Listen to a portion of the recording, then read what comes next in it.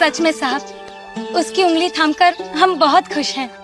आप लोगों का विश्वास, आप लोगों के दिल की बातें सुनकर मुझे भी कुछ घटनाएं याद आईं जो मेरे साथ घटी हैं। मेरे साथ भी बहुत चमत्कार हुए हैं। सबसे बड़ा चमत्कार तो मेरे बेटे का। मेरे बेटे को ट्यूमर हो गया था गर्दन पे, गांठ, और वो ट्यूमर जो है नसों से जकड़ा हुआ था। डॉक्टर ने कहा कि मैं 15-20 मिनट में ठीक कर दूंगा। ऑपरेशन थिएटर में ले गया और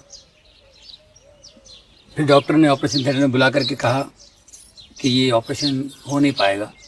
मेरा बेटा लेटा हुआ था और इतना लंबा कटा हुआ था, पूरा उन्होंने काट दिया था। ये ऑपरेशन नहीं हो सकता है क्योंकि ये नसों से जकड़ा हुआ ट्यूमर, गलती से भी ये कोई एक नस कट जाए तो एक साइड पूरा लकवा हो सकता है, पैरालाइज हो सकता है बच्चा, और आंखों की रोशनी जा सकती है, खाने पीने में तकलीफ हो सकती है, और फिर ये ट्यूमर दोबारा आ सकता है। तो मैंने कहा क्या करना चाहिए? मुझसे पूछा आप बताइए। मैंने कहा आप डॉक्टर बताइए। मैंने कहा मत कीजिए फिर ऑपरेशन, इतनी प्रॉब्लम्स हैं तो मत कीजिए। तो उन्होंने फिर से टाँके लगा दिए। तो उसके बाद मैं होम्योपैथी, आयुर्वेदी का इलाज करता रहा, उससे कोई फ़ायदा नहीं हुआ। जो ट्यूमर था और बढ़ता गया, इतना बड़ा ट्यूमर, और बच्चा अपने कॉलर से उसे छुपाया करता था ट्यूमर से। स्कूल से कभी कभी रोते हुए आता था तो बच्चे सब चिढ़ा रहे हैं मुझे। मैंने कहा बेटा मैं क्या कर सकता हूँ, मैं तो, मेरी पूरी कोशिश है कि तुम्हारा इलाज हो, लेकिन ऊपर वाला है वो ठीक कर देगा। मैं परमेश्वर पे विश्वास रख करके प्रार्थनाएं मैं अटेंड करता था। प्रार्थनाओं में जाता था, जहाँ पर हीलिंग वगैरह होती है, चंगाई मिलती है, वहाँ मैं जाया करता था। अगर मैं बिज़ी हूँ तो मेरी बीवी ले जाती थी बच्चे को। हमेशा हर पास्टर ने कहा कि ये ठीक हो जाएगा, प्रभु यीशु से ठीक करेंगे। कैसे करेंगे, कब करेंगे उनको पता है, लेकिन ये ठीक हो जाएगा। तो मैंने अपने बेटे से कहा कि भाई तुम्हें कहीं घूमना है छुट्टियों में, जहाँ बोलो मैं ले जाऊँगा, लेकिन इस ट्यूमर का जिक्र मुझसे मत करना। तो 2002 में मैं अपने बच्चों को घुमाने के लिए अमेरिका ले गया। तो वहाँ पर एक प्रेयर मीटिंग में मैं खड़ा हुआ था, प्रेयर कर रहा था। तो एक पासबान साहब, पास्टर, वहाँ से गुजर रहे थे। उनकी नज़र पड़ी मेरे बच्चे के ट्यूमर पे। उन्होंने पूछा ये क्या है? मैंने कहा जी ये ट्यूमर है। बोले उसको ले जाओ फलाने हॉस्पिटल में, न्यूयॉर्क में स्लोन केटरिंग हॉस्पिटल, और प्रभु उसको ठीक करना चाहता है, उसको ले जाओ। मैंने अपनी बीवी से कहा भाई क्या करें? बीवी ने कहा बिल्कुल नहीं। मैंने कहा देखिए इस वक्त हम लोग परमेश्वर के घर में हैं और वो कह रहे हैं, और मुझे ऐसा लग रहा है कि उनकी ज़बान से यीशु कह रहे हैं। मेरी बीवी ने कहा कि 2002 है, 2003 में करते हैं, अभी 6 महीने तो बाकी है। मैंने कहा 2 और 3 का क्या चक्कर है भाई, आपको तो विश्वास करना है।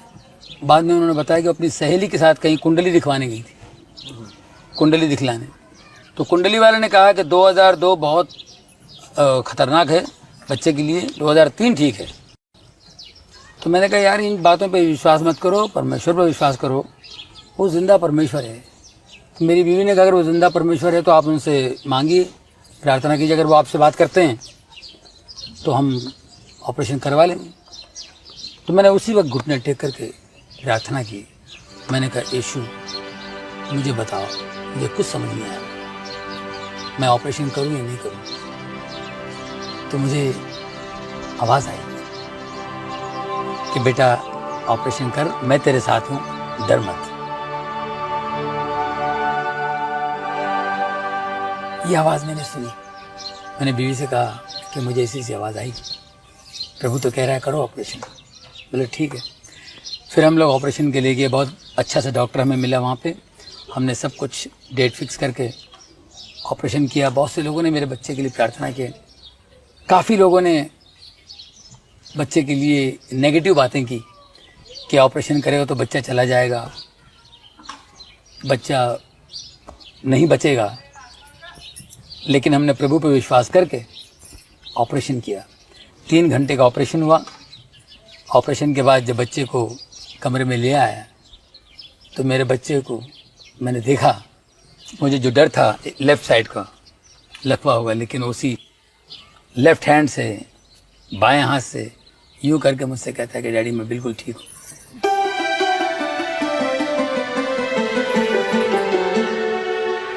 उसे ज़रा भी तकलीफ नहीं, बिल्कुल ठीक हुआ।